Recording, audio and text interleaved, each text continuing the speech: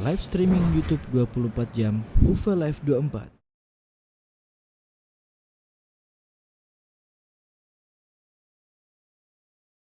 Bismillahirrahmanirrahim. Assalamualaikum warahmatullahi wabarakatuh.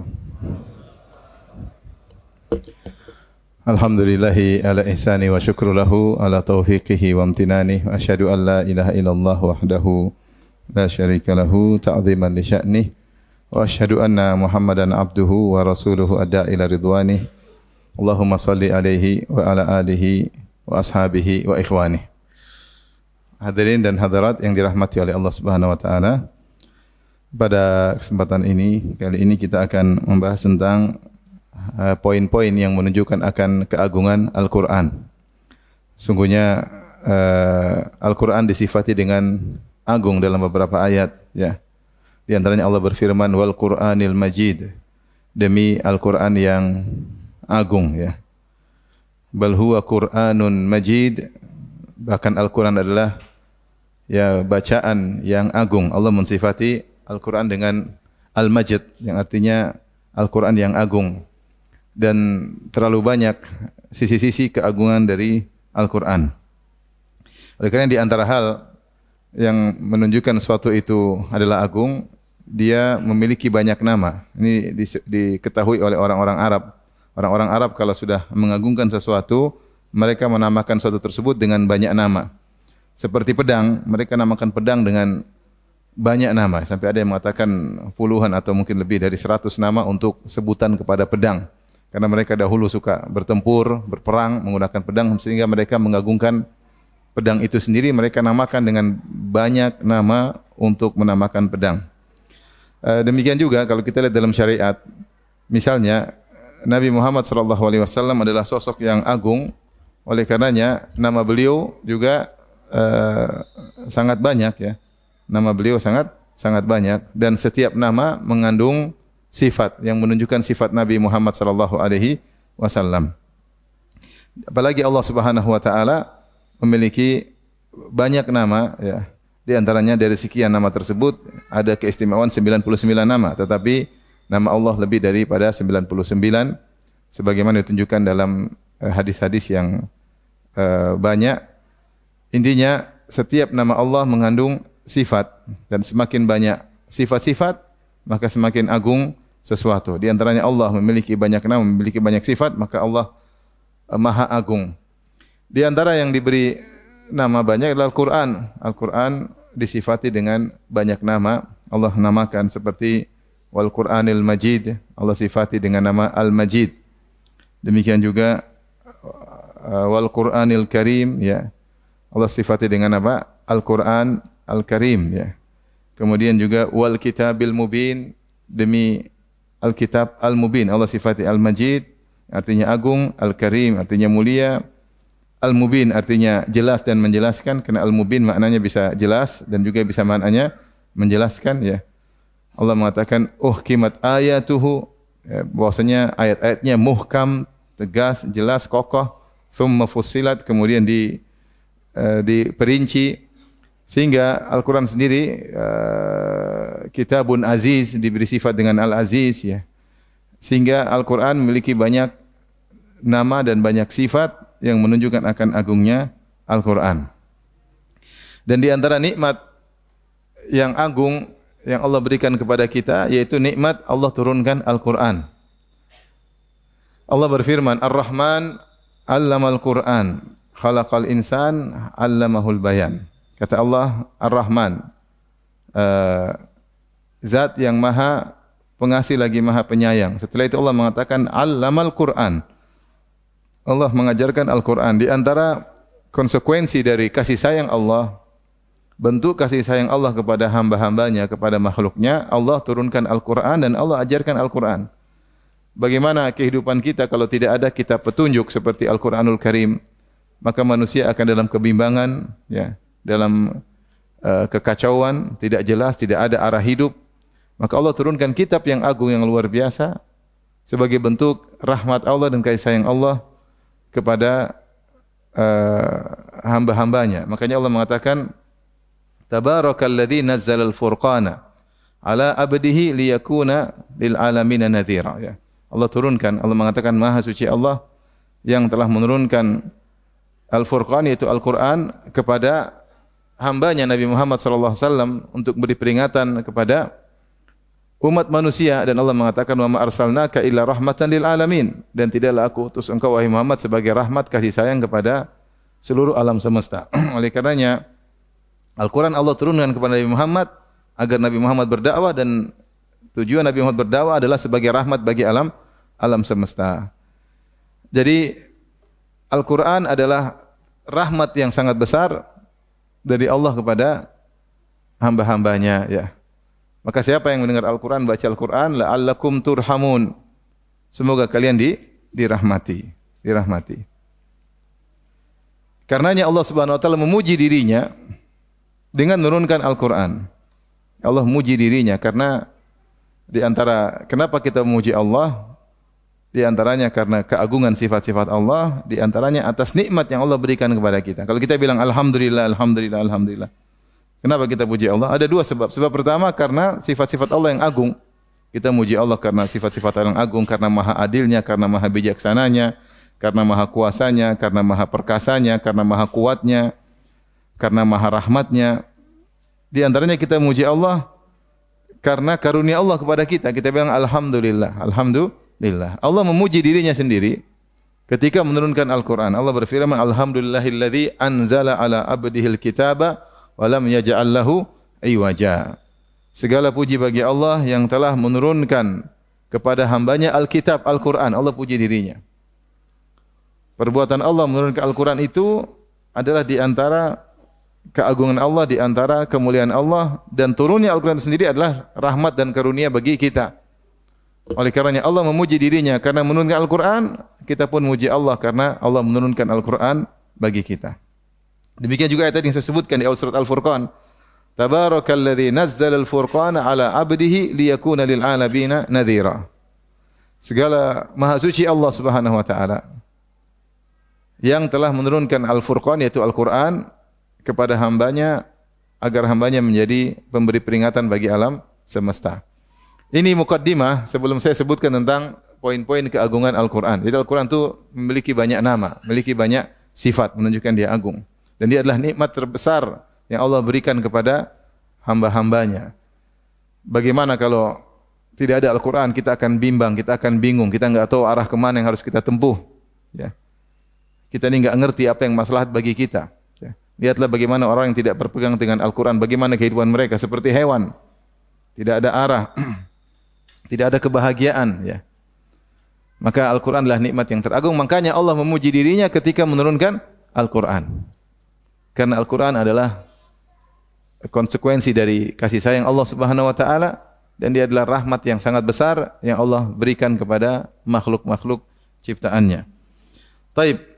Di antara sisi-sisi agungnya Al-Quran, saya sebutkan ada mungkin belasan ya.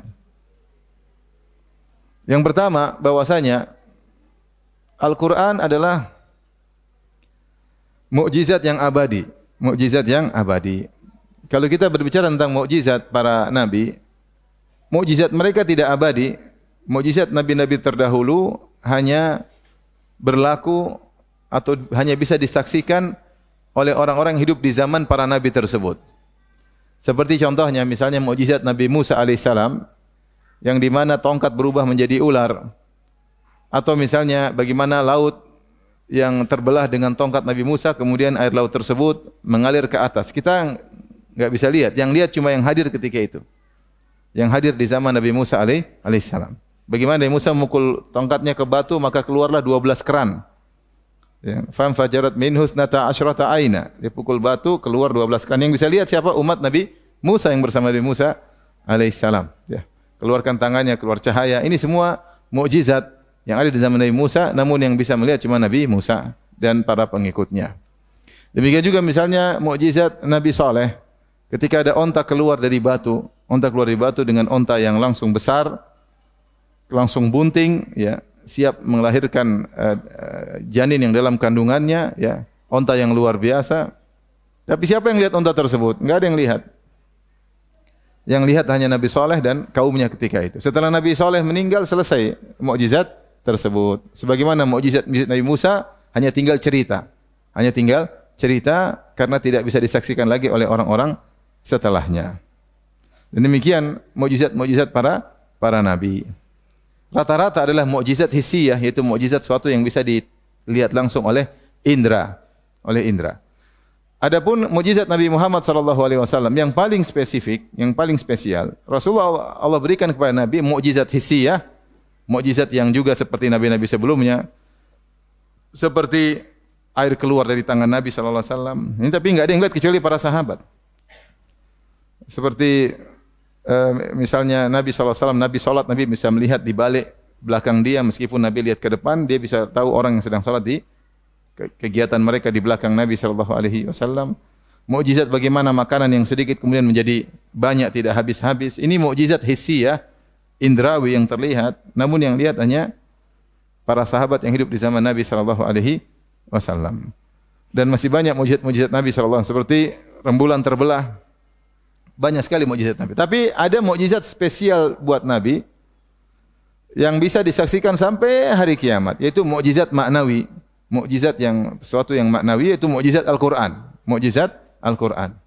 Makanya dalam hadis kata Rasulullah sallallahu alaihi wasallam, "Ma min nabiyyin ya ba'atsallahu illa wa qad utiya minal ayati ma mithluhu amana alaihi al-bashar." Tidak ada seorang nabi pun kecuali Allah berikan mukjizat yang cukup membuat orang untuk beriman. Setiap nabi pasti ada mukjizatnya. Ada ayat, ada mukjizat yang Allah berikan agar orang beriman sebagai bukti dia seorang nabi. Pasti setiap nabi pasti ada mukjizatnya. Tetapi kata Nabi sallallahu alaihi wasallam, "Wa innama kana alladhi utitu wahyan auhallahu ilayya." Adapun mukjizatku kata Nabi bukan mukjizat indrawi yang dilihat, tapi dia berupa maknawi, wahyu yang Allah wahyukan kepadaku. Wa arju an akuna aktsara tabi'an yaumal qiyamah, dan aku berharap dengan mukjizat ini aku memiliki pengikut yang terbanyak pada hari kiamat kelak. Inilah karena Nabi Muhammad SAW adalah nabi terakhir, maka mukjizatnya harus langgeng sampai hari kiamat karena konsekuensi di nabi terakhir. Berbeda dengan nabi-nabi sebelumnya, Allah utus nabi-nabi tersebut untuk kaum dalam masa tertentu, periode tertentu, masa tertentu, tempat tertentu, sehingga mukjizat yang Allah berikan kepada nabi-nabi tersebut cukup untuk kaum tersebut di zaman itu. Tidak harus berlanjut pada kaum-kaum selanjutnya. Berbeda dengan Nabi Muhammad SAW karena Nabi konsekuensinya adalah merupakan Nabi yang terakhir dan risalahnya harus terus berlangsung sampai hari kiamat, ajarannya terus berlangsung sampai hari kiamat, maka Allah memilihkan kepada Nabi mukjizat, ya, mukjizat yang bisa berlaku sampai hari kiamat berupa wahyu, berupa Al-Quran. Inilah keistimewaan mukjizat Nabi dibandingkan dengan mukjizat nabi-nabi sebelumnya. Dan subhanallah di antaranya nabi sebelumnya diminta seperti Nabi Saleh, kaumnya minta, "Wahai Saleh, keluarkan onta dari batu." Mereka minta sesuatu yang mustahil, keluarkan onta dari batu. Maka kata Nabi Saleh, "Kalau keluar onta dari batu gimana? Kami akan beriman." Ternyata keluar onta dari batu, sebagian mereka beriman, sebagian mereka tidak beriman. Artinya mukjizat tersebut sesuai dengan permintaan kaumnya. Adapun Nabi Muhammad SAW ketika beliau berdakwah, maka orang-orang minta mukjizat macam-macam. Ada yang minta Mekah dijadikan hijau seperti Bogor, ya, puncak Bogor. Mereka bilang kalau bisa ada sungai mengalir di Mekah, tumbuh-tumbuhan. Au takuna laka jannah, kau punya kebun, kau punya ini, kemudian wa tufajjir khilalaha tafjir, keluarkan sungai. Jadi mereka ingin Mekah yang tandus jadi seperti puncak Bogor. Mereka minta sama Nabi. Tapi apakah Allah kabulkan permintaan tersebut? Tidak. Allah kasih wahyu yang Allah pilih. Allah kasih mukjizat yang Allah pilih. Untuk kemaslahatan umat manusia, mukjizat tersebut adalah Al-Qur'an. Makanya mukjizat Al-Qur'an bisa kita saksikan, kita yang hidup 1400 tahun setelah Nabi SAW, kita masih menyaksikan mukjizat ini, mukjizat yang agung, mukjizat Al-Quran. Mukjizat Nabi-Nabi yang lain sudah selesai. Tidak bisa dilihat lagi, cuma tinggal dengar apa? Cerita. Adapun mukjizat Al-Quran kita saksikan sampai sekarang dan akan disaksikan orang setelah kita sampai hari kiamat. Inilah makanya Nabi mengatakan, "Wa inna makana alladhi utitu wahyan." Adapun yang Allah berikan kepadaku adalah wahyu. auhallahu ilayya, yang Allah wahyukan kepadaku. Makanya Nabi mengatakan, wa arju an akuna aktsarahum tabi'an yaumal qiyamah. Aku berharap aku punya pengikut yang paling banyak pada hari kiamat kelak, dan benar pengikut Nabi SAW yang paling banyak karena mukjizatnya tidak berhenti. Taib. Ini di antara spesialnya Al-Quran, dia adalah mukjizat yang abadi. Kemudian di antara sisi berikutnya tentang agungnya Al-Quran, Al-Quran merupakan tantangan abadi. Sejak zaman Nabi SAW, Allah menantang orang-orang untuk mendatangkan semisal Al-Quran. Semisal Al-Quran. Kita tahu bahwasanya Al-Quran diturunkan di zaman Nabi yang di mana orang-orang lagi bangga-banggaan membuat syair-syair Arab. Bahkan mereka berlomba-lomba, bahkan mereka bangga-banggaan ya. Mereka ahli dalam menyampaikan syair-syair Arab. Mereka ngerti tentang balaghah, maka Allah turunkan mukjizat yang semisal seperti itu, tapi bukan syair. Bukan syair, bukan juga nathar, bukan prosa, bukan juga syair. Al-Quran dia punya bentuk tersendiri. Bentuk tersendiri, mirip, bukan syair, dia bukan syair. Tapi dia mengalahkan syair-syair yang ada. Makanya Allah tantang orang-orang Arab yang mereka berbicara dengan bahasa Arab sebagaimana bahasanya Muhammad untuk bisa mendatangkan semisal Al-Quran. Oleh karenanya dalam Al-Quran seringkali Allah bawakan huruf muqatta'ah, alif lam mim, yasin, qaf, misalnya alif lam ra, alif lam mim sad. Kalau Allah sudah sebutkan huruf muqatta'ah, Allah selalu sebutkan Al-Quran seperti Yasin wal Qur'anil Hakim. Yasin wal Qur'anil Hakim. Setelah Yasin wal Qur'an, artinya Allah mengatakan, wahai orang-orang Quraisy dan orang-orang Arab seluruhnya, Al-Quran ini yang kami turunkan kepada Muhammad tersusun dari bahasa Arab seperti bahasa yang kalian ketahui, yang bahasa tersebut tersusun dari huruf-huruf hijaiyah. Di antara huruf-huruf hijaiyah tersebut adalah Yasin. Seharusnya kalau Al-Quran itu karangan Muhammad, harusnya kalian bisa bikin seperti Al-Quran. Kalau Al-Quran itu karangan Muhammad, bukankah kalian bisa bahasa Arab sebagaimana Muhammad bisa bahasa Arab? Kalau kalian bisa bahasa Arab, mungkin bahasa Arab kalian lebih mahir daripada Muhammad, harusnya kalian bisa bikin seperti apa? Al-Quran. Makanya Allah mengatakan Yasin. Huruf ya, huruf sin. Kemudian Allah sebut wal Qur'anil Hakim. Seperti contohnya alif lam mim, dzalikal kitab. Selalu setiap Allah habis menyebutkan huruf muqatta'ah Allah sebut Al-Qur'an. Alif lam mim, dzalikal kitab la raiba fi hudal muttaqin. Alif lam mim. Nah, kalian kan bisa huruf hijaiyah, bisa bilang huruf alif, lam, mim. Bisa enggak kalian bikin seperti Al-Qur'an? Dzalikal kitab. Kitab itu yang sangat agung. Allah mengatakan qaf wal Qur'anil Majid. Qaf, bukankah di antara huruf yang kalian gunakan untuk berbicara huruf qaf? Coba wal Qur'anil Majid, datangkan seperti Al-Qur'anil Majid. Alif lam ra, kitabun anzalnahu ilaika, Al-Qur'an yang kami turunkan kepadamu. Dalam ayat yang lain alif lam mim, alif lam rim wal kitabil mubin. Wal kitabil mubin, alif lam ra wal kitabil mubin. Demi Al-Qur'an yang sangat menjelaskan. Ya. Alif lam mim sad, kitabun unzila ilaika fala yakun fi sadrika harajun litunzira wa harajun minhu litunzira bihi wa dzikral mu'minin, dalam surat Al-A'raf.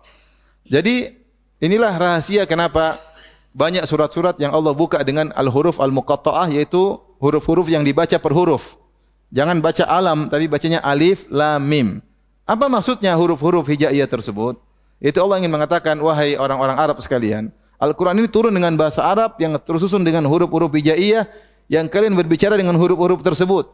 Kalau memang Al-Quran itu karangan Muhammad, harusnya kalian bisa bikin seperti Al-Quran, bahkan lebih afdal daripada Al-Quran. Silakan berkumpul kalian seluruhnya untuk bikin semisal Al-Quran. Ternyata mereka tidak mampu. Allah berfirman dalam surat Al-Isra, "Qul la in jitama'atil insu wal jinnu ala ayyatu bimithli hadzal Qur'an la ya'tuna bimithlihi walau kana ba'dhum li ba'dhin dhahira." Katakanlah, seandainya berkumpul bersatu padu seluruh manusia dan seluruh jin, jin-jin Arab kumpulin semua. Kalau jin Jogja enggak tahu bahasa Arab, jin Arab semua kumpulin.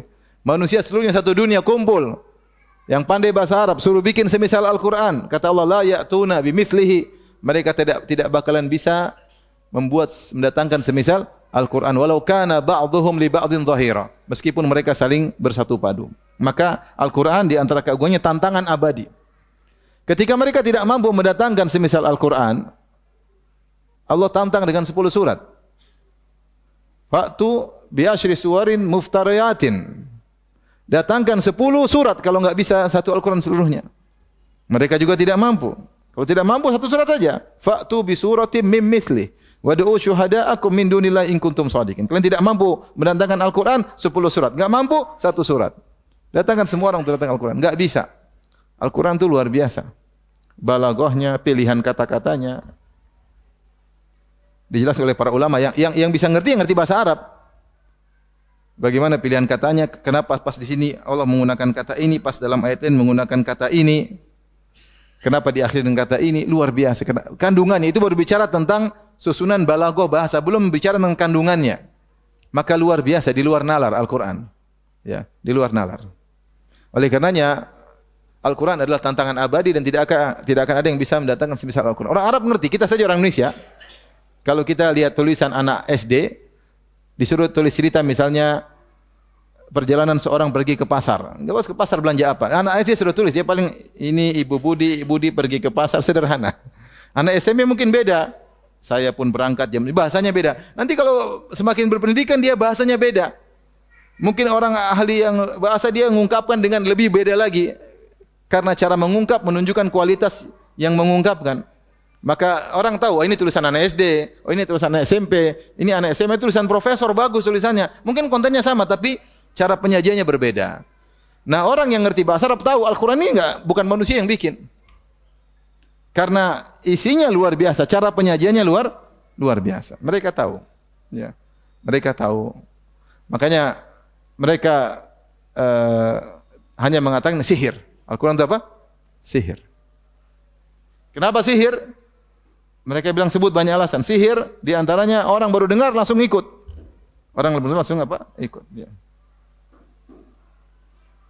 Makanya ada sebagian sahabat yang ketika datang ke Mekah, orang Quraisy mengatakan jangan kau dengar, tutup telingamu dengan kain. Ya, jangan sampai dengar. Kenapa? Mereka takut karena Muhammad itu penyihir. Sekali seorang mendengar perkataannya langsung ikut. Kenapa? Karena mereka terpukau dengan Al-Quran. Ya. Terpukau dengan Al-Quran.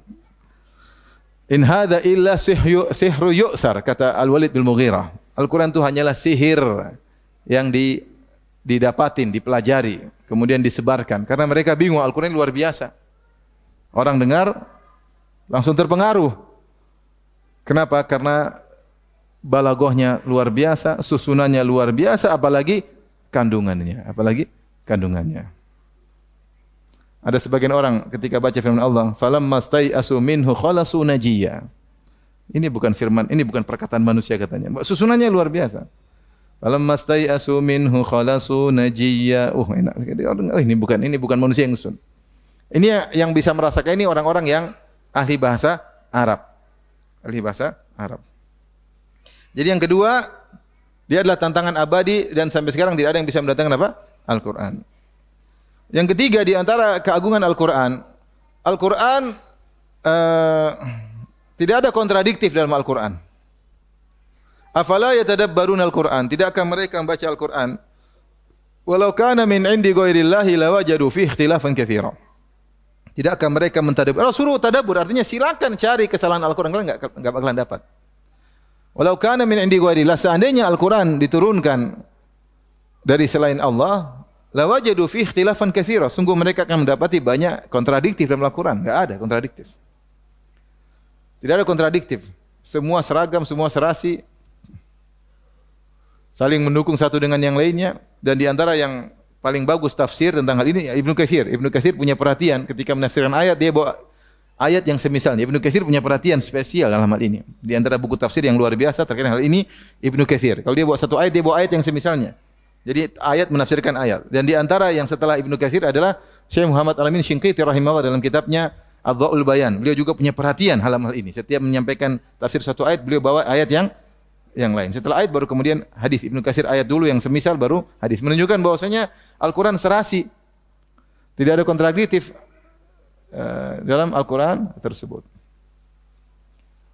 Sementara kalau kita baca buku-buku yang lain yang mengalami penyimpangan, banyak kontradiktif ya. Taurat, Injil banyak kontradiktif.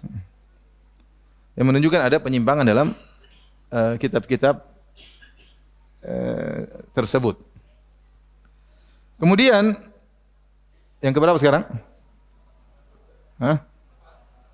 Baru 4. Masya Allah.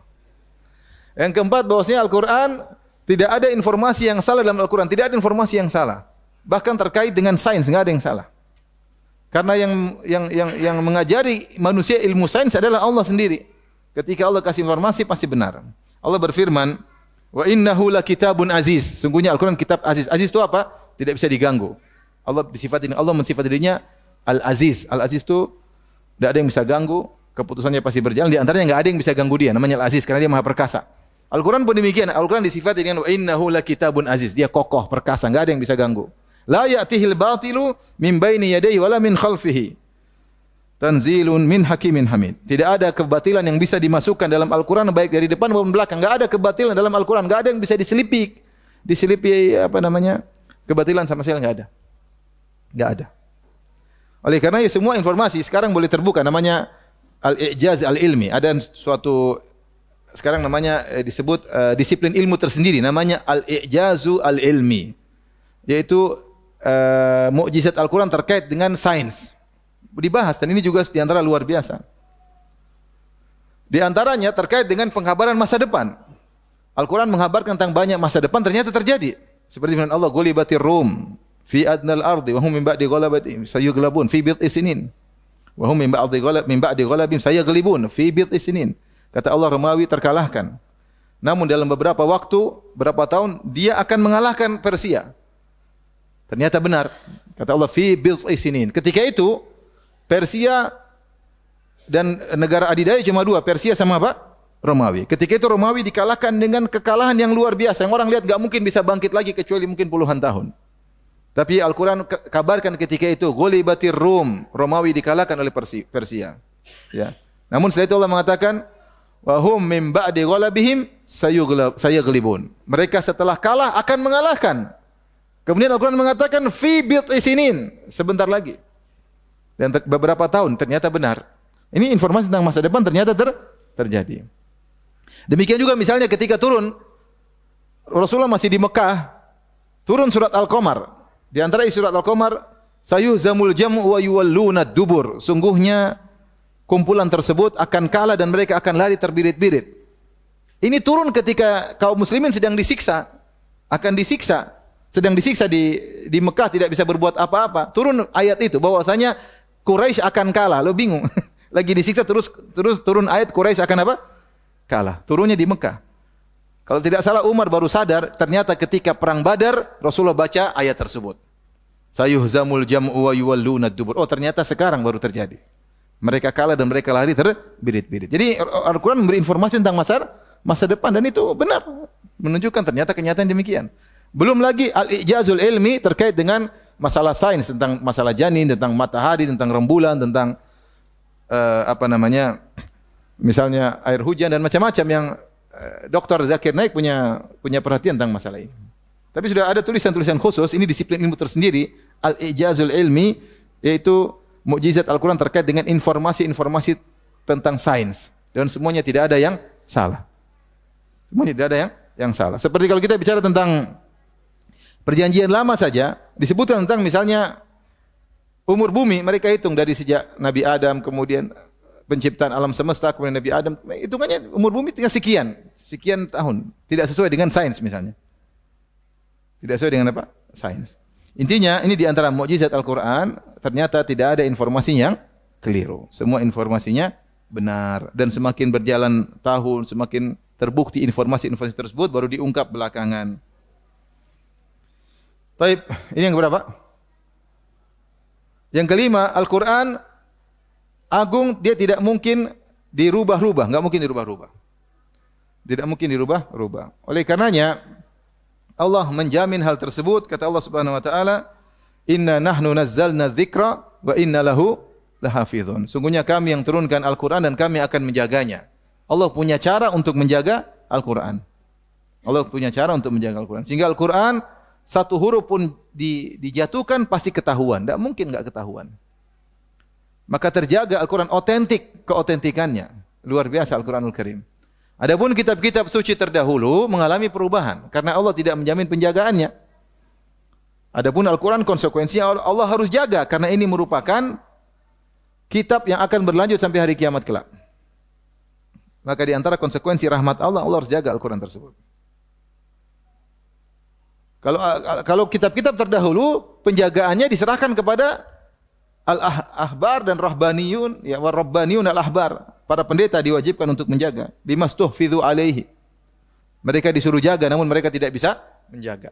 Mereka tidak bisa menjaga, bahkan mereka rubah-rubah, bahkan mereka tambah-tambah, bahkan mereka sembunyikan, bahkan mereka kurangi. Karena sedikit kenikmatan dunia yang ingin mereka dapatkan. Al-Quran dijaga luar biasa. Maka sudah 1400 tahun atau lebih daripada itu, tidak ada satu huruf pun yang bisa ditambah dan tidak ada satu huruf pun yang bisa dikurangi. Luar biasa. Oleh karenanya konsekuensi dari penjagaan tersebut, Allah mudahkan Al-Quran untuk dihafal. Kata Allah, وَلَقَدْ يَسَّرْنَا الْقُرْآنَ لِلذِّكْرِ. Dan sungguh Al-Quran itu mudah untuk diingat. Al-Quran itu mudah untuk dihafal, mudah untuk dipelajari, mudah untuk dijadikan sebagai peringatan. Al-Quran. Di antara mukjizat Al-Quran yang keberapa? Yang keberapa sekarang? Yang keenam. Yang keenam mudah dihafal. Bahkan orang yang tidak tahu bahasa Arab pun bisa hafal apa? Al-Quran. Anak-anak bisa hafal Al-Quran.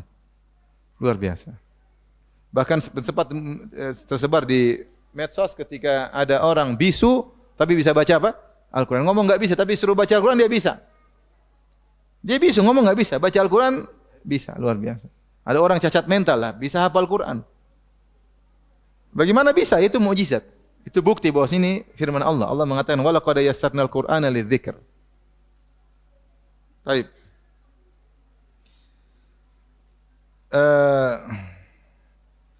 Di antara dalil tadi saya lupa bahwasanya Al-Qur'an dijaga, Allah berfirman, "Watlu ma uhiya ilaika min kitabi rabbik la mubaddila li kalimatih." Tidak ada yang bisa merubah kalimat-kalimat Allah. Jadi firman Allah, orang sering sebut cuma inna nahnu nazzalna dzikra wa inna lahu lahafizun. Ada ayat lain dalam surat Al-Kahfi kata Allah, la mubaddila li kalimatih. Tidak ada yang bisa merubah kalimat-kalimat Allah. Tidak ada yang bisa merubah Al-Qur'an. Keagungan yang berikutnya, Al-Qur'an tidak membosankan. Al-Qur'an tidak membosankan. Makanya tanyakan kepada hafiz-hafiz Quran. Mereka baca surat Yusuf sederhana, surat Yusuf 100 ayat lebih. Mereka sudah hafal, mereka sudah baca tafsirnya. Mereka baca berulang-ulang, tapi tidak pernah bosan. Tidak pernah bosan. Sementara kalau kita baca cerita, kita tahu ngapain kita baca ulang.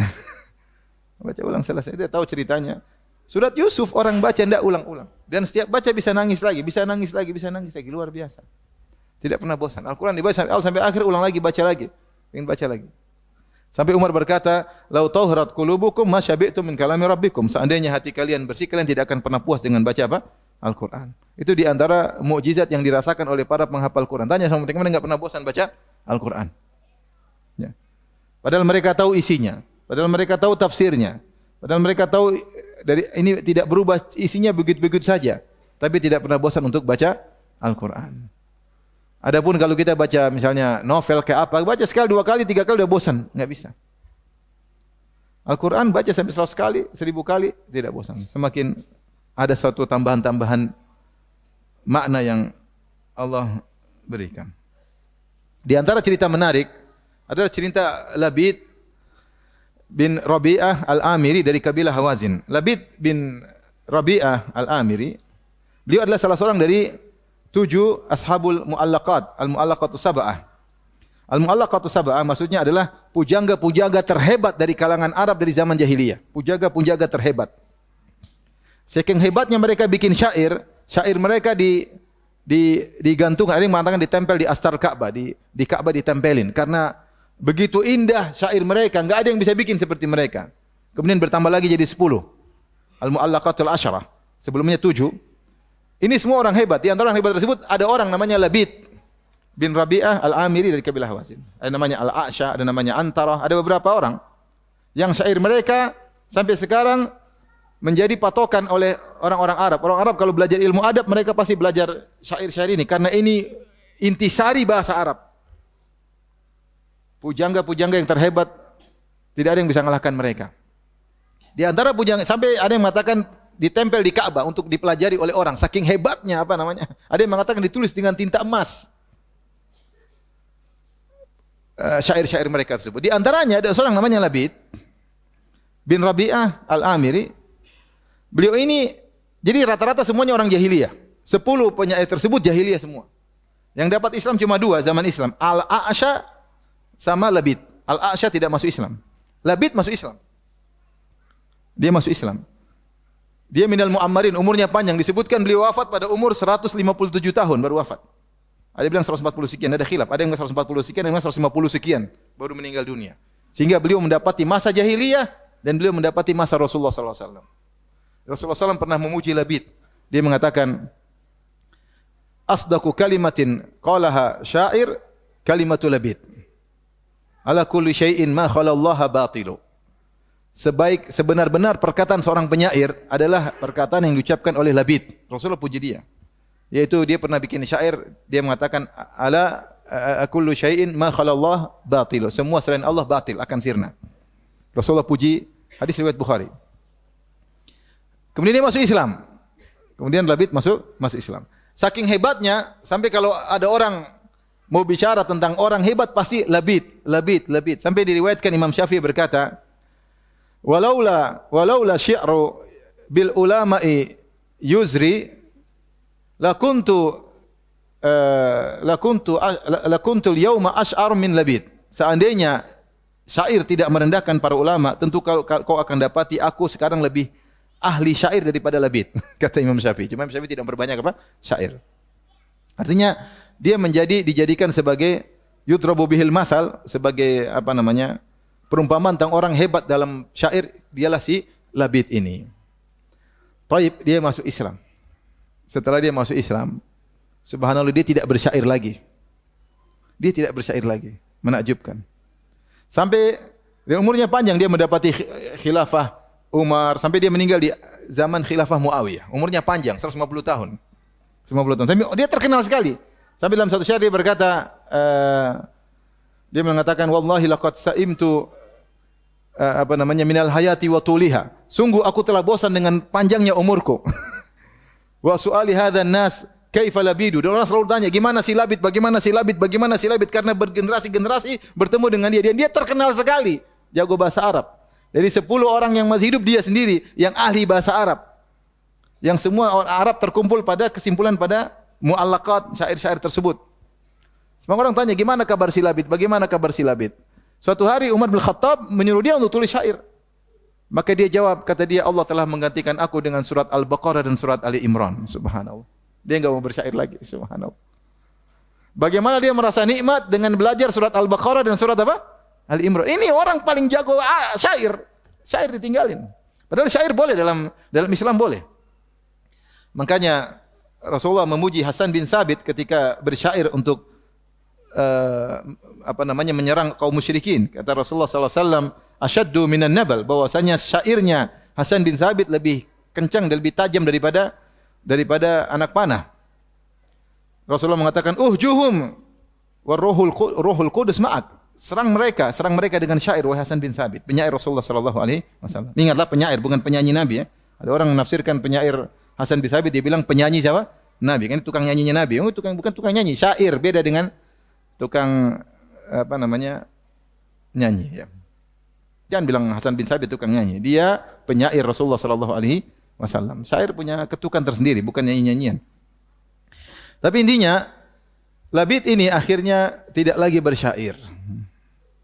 Padahal syair itu sangat lezat. Orang yang pandai bersyair, dia bikin syair lagi, mengubah syair lagi, senang. Tapi ternyata dia berhenti. Kenapa? Dia berlezat-lezat dengan apa? Al-Baqarah dan Ali Imran. Dia bilang, alhamdulillah alladzi lam ya'tini bi ajali. Alhamdulillah, segala puji bagi Allah yang tidak mendatangkan ajal kepadaku sampai aku menggunakan jubah Islam. Dia bahagia bisa dapat Islam. Inilah Labid. Jadi menunjukkan bahwasanya Al-Quran tidak membosankan. Sebagai contoh, Labid sendiri yang ahli syair, ternyata dia pun meninggalkan syair gara-gara gembira dengan membaca surat Al-Baqarah dan surat Ali Imran. Kemudian di antara keagungan Al-Quran, keajaibannya tidak pernah berhenti. La tanqati ajaibuhu. Keajaiban tidak pernah berhenti.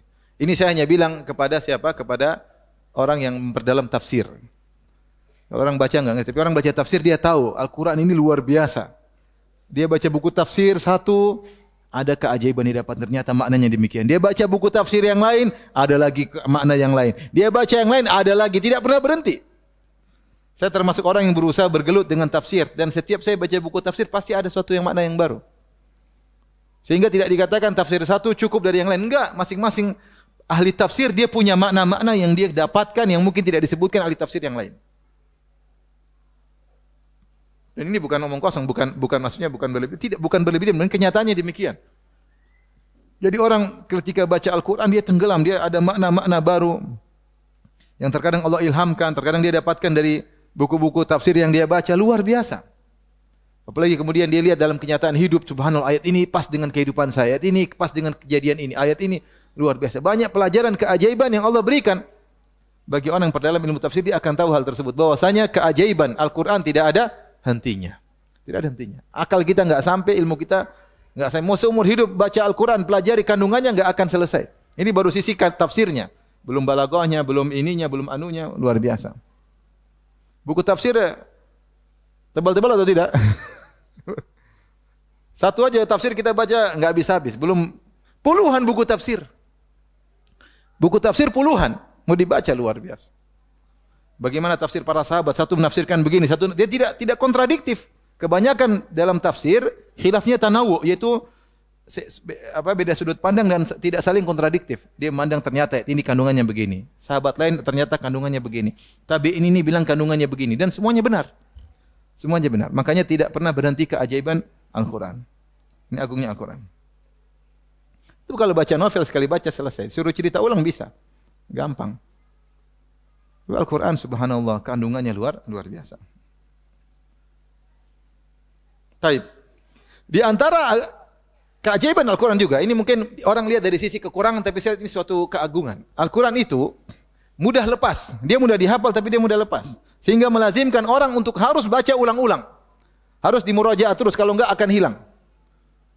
Rasulullah mengatakan, ta'ahadu bil Quran, fa innahu ashaddu tafallutan minal ibili fi uquliha. Atau kama qala Nabi sallallahu alaihi wasallam. Kata Rasulullah sallallahu alaihi wasallam, ulangi baca Quran. Al-Quran itu mudah lepas dari orang penghafalnya sebagaimana onta yang mudah lepas dari ikatannya. Onta itu kalau dia dikasih ikol ya. Dia menderam kemudian lututnya, onta lututnya dua ya, ada satu di sini, ada satu di sini. Onta lututnya, kita lututnya satu, onta lututnya dua. Maka dikasih ikol itu ikatan. Onta itu gerak-gerak gini, lama-lama ikolnya lepas dia bisa berdiri. Maka orang yang punya onta tersebut agar ontanya tidak pada pergi, ikolnya dikencengin lagi. Nanti agak longgar dia gerak-gerak, kencengin lagi supaya tidak lepas. Kalau ikolnya ikatan lepas, maka onta tersebut ucul. Al-Quran demikian. Enggak ada orang bilang saya hafal Al-Quran sekali enggak lupa-lupa, omong kosong. Antum kalau hafal lagu mungkin sekali enggak lupa-lupa. Sudah 20 tahun ada kasih bunyi nada ingat langsung semua cengit. Tapi Al-Quran enggak. Al-Quran harus mau tidak mau harus diulang-ulang. Harus diulang-ulang untuk bisa memperkokoh hafalan. Lihat penghafal Quran, mereka ada namanya libur, mereka harus ulang. Entah mungkin mereka enggak baca Quran berapa bulan, mereka harus ulang. Kalau enggak hilang. Itu di antara ajaib supaya seorang terus baca apa Al-Quran. Hilang-ulang. Kalau enggak hilang. Kita sudah ulangi baca surat ini sekian kali, puluhan kali, 20 kali, mungkin 100 kali tetap aja kalau dibiarkan hilang. Harus ulang lagi. Subhanallah. Itu yang keberapa?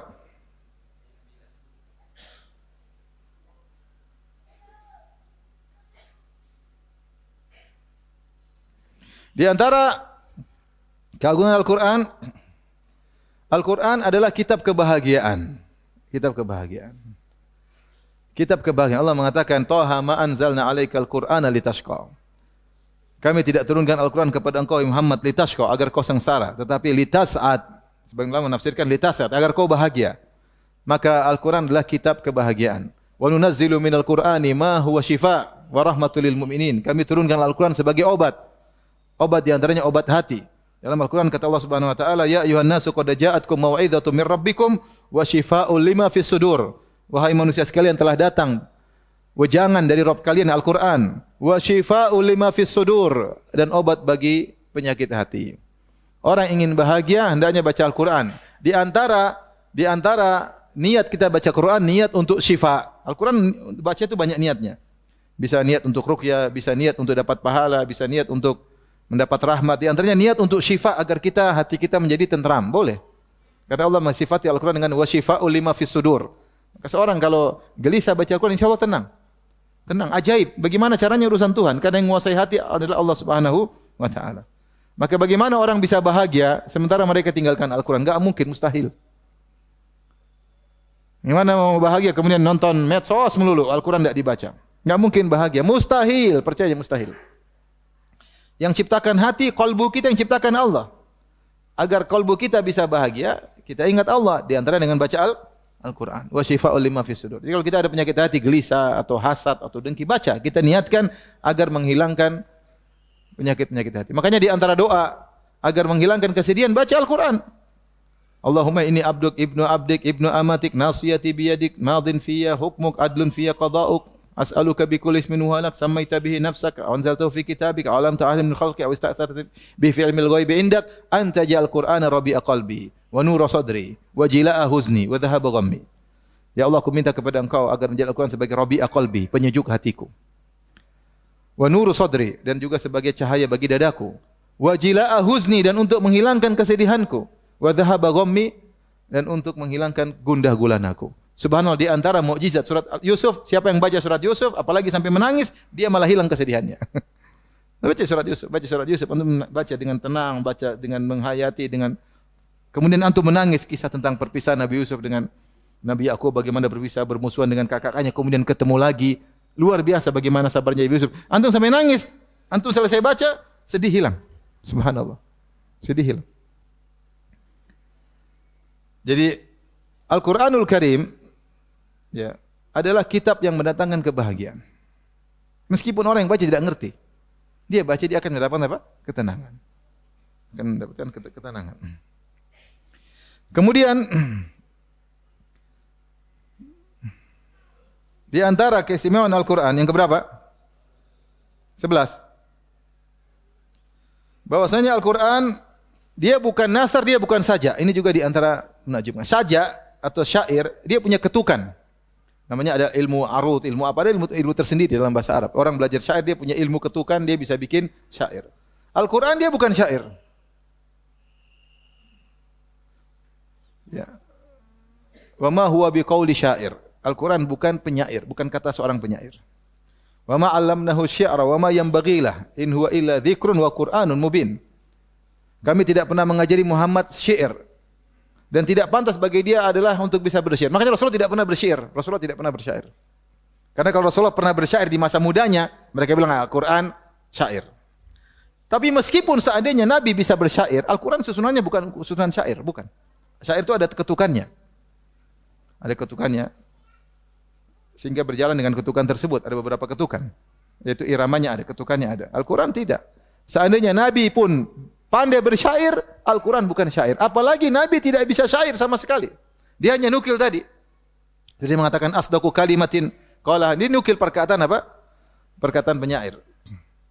Ada Rasulullah tidak nyusun-nyusun syair, enggak. Rasulullah tidak nyusun syair. Makanya Allah mengatakan, "Wa ma 'allamnahu syi'ra." Kami tidak pernah ngajari Muhammad syair. Wa ma yanbagilah, dan tidak pantas bagi dia untuk bersyair.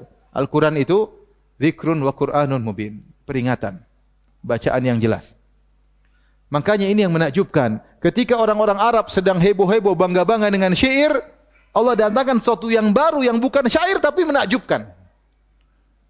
Aturannya yang bikin Tuhan. Di luar daripada kebiasaan manusia. Sama seperti, kan sering kita bilang bahwasanya mukjizat. Mukjizat Nabi, setiap Nabi adalah terkait dengan zamannya tapi beda. Seperti Nabi Musa alaihissalam di zamannya orang-orang lagi bangga-banggaan sihir. Maka Allah datangkan mukjizat kepada Nabi Musa yang mirip sihir tapi bukan sihir. Tongkat benar-benar jadi ular. Benar-benar jadi ular. Orang bilang sihir, orang mengalahkan. Mereka punya tongkat jadi ular tapi ular-ularan. Ular-ularan. Baterainya soak mati. Nabi Musa bukan, beneran ular beneran, makan ular mereka, luar biasa. Yang mirip dengan yang ada lagi booming atau viral di zaman tersebut, tetapi tidak sama dengan yang lagi viral. Itu ciri mukjizat. Terkait dengan yang lagi viral tapi tidak sama seperti yang lagi apa? Seperti yang lagi viral tersebut, lebih hebat di atas itu semua. Seperti Nabi Musa mendatangkan mukjizat yang mirip sihir tapi bukan sihir, nyata. Nyata.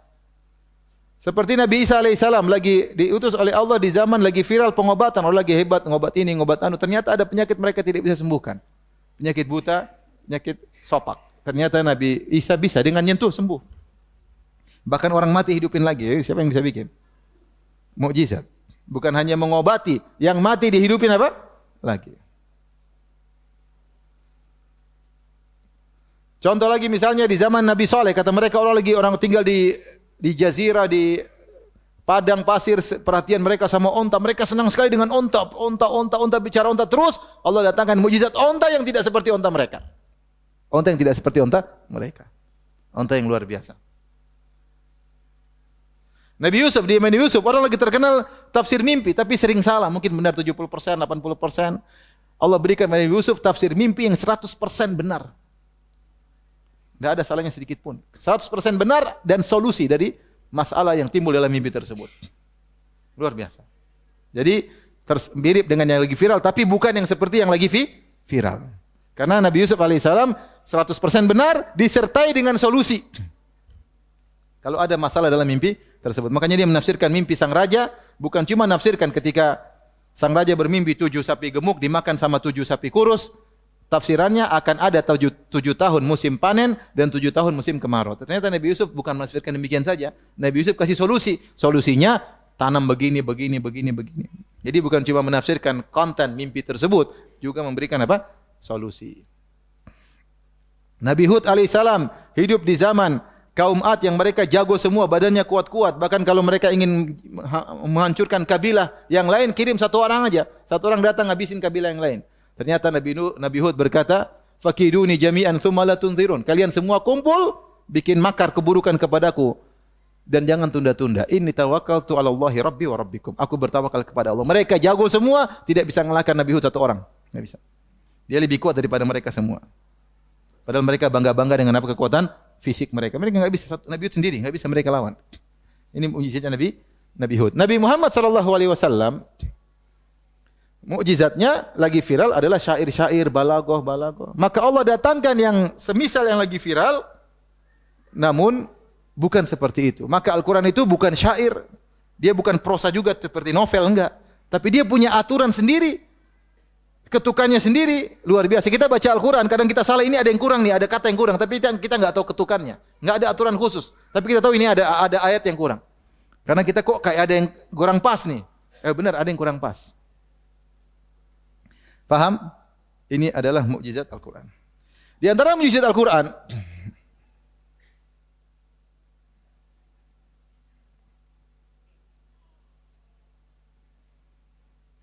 berapa menit lagi kita? Jangan sampai lewat buka puasa. Saya juga mau buka puasa. Berapa menit lagi? Jadi kita berhenti kapan? Berapa menit lagi? 5 menit lagi selesai. Ngomong-ngomong bukanya apa ini? Tapi di antara yang menakjubkan, Al-Quran diturunkan pertama satu huruf dalam hadis Sahih Bukhari. Saya bacakan ya. Aqra'ani Jibril ala harfin faraja'tuhu fazadani falam azal astaziduhu wa yaziduni hatta antaha ala sab'ati ahruf. Aku baca Al-Quran dengan satu huruf. Al-Quran turun dengan satu huruf, yaitu satu sisi. Kemudian aku minta tambah kepada Jibril. Jibril tambahin lagi huruf yang lain. Maksudnya cara baca yang berbeda. Sampai akhirnya kasih kemudahan karena tidak semua orang bisa baca dengan mudah. Maka diberi dengan 7 huruf. Dengan 7 huruf. Sehingga terkadang kita dapat satu kalimat bisa dibaca begini, bisa dibaca begini, bisa dibaca begitu, luar biasa, dan maknanya punya kandungan masing-masing. Ini luar biasa. Karena kita baca Al-Quran, oh ternyata begini, kalau baca begini tafsirnya begini, kalau baca tafsirnya subhanallah. Makanya ketika Utsman menulis Al-Quran terakhir, dia menulis dengan rasam tersendiri, tata tulisan tersendiri, yang tulisan tersebut bisa mencakup berbagai macam huruf atau cara baca yang lagi tersebar di masyarakat ketika itu. Sehingga ada yang baca cara begini benar, cara baca begini juga benar, tidak disalahkan. Ini Al-Quran. Dan ketika dibaca begini, dia punya kandungan tersendiri. Itu yang saya menakjubkan di situ. Kalau kita baca tafsir, oh ini qiraahnya begini. Ternyata kalau baca begini artinya begini. Kalau baca begini dan tidak kontradiktif, luar biasa. Ini aneh, maksudnya luar biasa. Dibaca begini, qiraahnya begini, baca kalau qiraahnya begini, bacaan begini. Ternyata masing-masing punya makna tersendiri. Dan itu di antara keajaiban tersendiri bagi Al-Quran.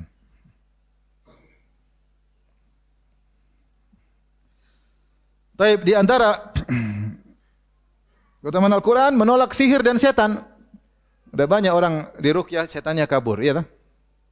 Coba dibacain diputar lagu, tambah mantap setannya. Diputar musik, tambah mantap setannya, bertambah-tambah. Makanya orang kalau sudah kemasukan jin senangnya dengar musik. Musik nyaman setannya dengar apa? Musik. Coba aja.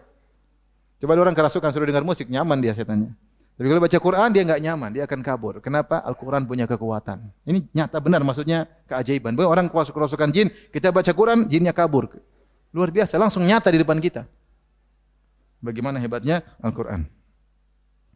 Yang terakhir, atau yang satu lagi, Al-Quran,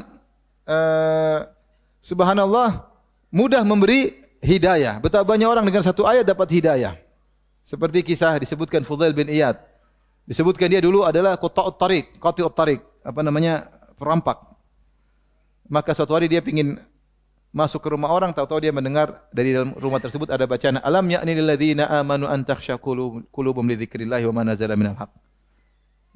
Kapankah tiba saatnya orang beriman untuk khusyuk, untuk sadar, maka dia mengatakan al-an ya Allah, sekarang saya sadar. Satu ayat dia dengar, dia sadar. Demikian juga misalnya Jubair bin Mut'im ketika dia masih kafir, dia datang ke Madinah, dia mendengar Nabi baca surat At-Tur.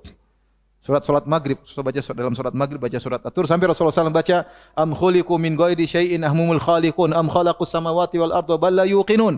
Ketika kada qalbi yatir, hampir-hampir jantungku copot dengar bacaan tersebut. Ini sebab di antara dia masuk apa? Islam. Luar biasa. Orang baca Quran dengar. Kita seperti ada kisah, ada orang, saya diceritain sama saya Soleh Sindi, seorang rapper dari Perancis. Dia sakit, kemudian dia dirawat di rumah sakit, kemudian ada perawatnya muslimah, taruh Al-Quran, dia baca Al-Quran dari awal, dia karena enggak ada kegiatan, dia tadinya mau bunuh diri, terus ternyata dia selamat. Enggak ada kegiatan, akhirnya dia baca terjemah Al-Quran, baca, masuk Islam. Masuk Islam. Kemudian dia sempat mengunjungi Syekh Sindi. Oleh karenanya, ini di antara keistimewaan Al-Quran, ternyata kita petunjuk. Betapa banyak orang dapat hidayah. Kalau dia mencari hidayah, dia akan dapat dalam Al-Quran. Yang terakhir, Allah mengatakan, ini yang keberapa? Berapa? 14? 15. Inna hadzal Qur'ana yahdi lillati hi aqwam. Kata Allah, sungguhnya Al-Quran itu memberi petunjuk kepada jalan yang terbaik. Siapa yang ingin cari solusi, ingin cari jalan terbaik, semuanya di Al-Quran. Al-Quran, makanya kalau kita tibyanan likulli syai', menjelaskan segala sesuatu. Kita kalau baca buku fikih dari awal sampai akhir, biasanya ada ayat-ayat Al-Quran. Hadis-hadis menjelaskan apa? Ayat Al-Quran. Seluruh urusan kehidupan ada ayatnya. Cuma kita mau ambil hidayah atau tidak. Makanya di antara hal yang selalu saya ungkapkan akan hal ini, bagaimana orang meninggalkan Al-Quran kemudian mencari hukum-hukum sendiri. Afa hukmal jahiliyati yabghun. Wa man ahsanu minallahi hukman. Hukum mana yang lebih hebat daripada hukumnya Allah? Banyak orang mengakui ketika dia melihat sunan kauniyah tentang alam semesta, mereka bilang Tuhan luar biasa. Bagaimana rembulan, bagaimana matahari pada orbitnya, tidak bertabrakan, bagaimana bintang-bintang, bagaimana Allah menciptakan manusia, fi anfusikum afala tubsirun, tidak kalian pada diri kalian, bagaimana organ mata, organ pernafasan, organ aliran darah. Mereka bilang luar biasa bagaimana Allah ciptakan benda-benda dalam bumi, kapan diperlukan baru ditemukan ini, ilmu berkembang sedikit demi sedikit, semua Allah siapkan untuk manusia. Dengan kompleks yang luar biasa isi bumi ini, dengan kompleks yang luar biasa, berbagai ruwet, rumit. Kalau kita aturan di langit, tapi bisa berjalan dengan baik. Tidak mungkin yang bisa membuat ini kecuali zat yang maha hebat. Luar biasa. Nah, ketika kita akui zat yang maha hebat tersebut bikin aturan alam luar biasa, kemudian zat itu bikin aturan buat kita, namanya Al-Quran. Kita enggak mau, lucu. Kamu sudah mengakui zat ini hebat bikin aturan luar biasa.